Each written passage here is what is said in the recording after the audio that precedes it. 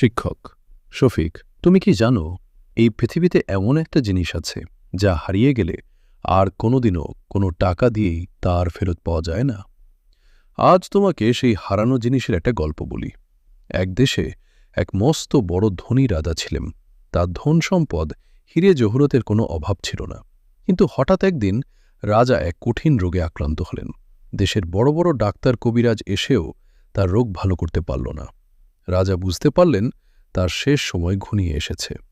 তখন রাজা তার মন্ত্রীদের ডেকে বললেন, আমার এই পুরো রাজ্যের অর্ধেক সম্পদ আমি তাকেই দিয়ে দেব যে আমাকে আর মাত্র একটা দিন বেঁচে থাকার সময় এনে দিতে পারবে। কিন্তু শফিক, পৃথিবীর কোনো ডাক্তার বা কোনো সম্পদ কি মানুষকে একটা সেকেন্ডও বাড়তি সময় দিতে পারে? পারে না।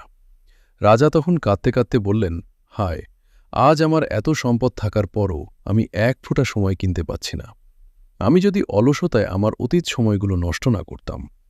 তাই মনে রেখো শফিক, এই জীবনে চলে যাওয়া সময় আর কখনো ফিরে আসে না।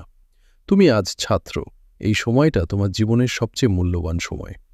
এই সময়টাকে অলসতায় বা অবহেলায় নষ্ট করো না। সময়ের সঠিক ব্যবহার করো, তবেই জীবনে সত্যিকারে সফল মানুষ হতে পারবে। ভালো লাগলে চ্যানেলটা সাবস্ক্রাইব করবেন এই ধরনের ভিডিও পাওয়ার জন্য।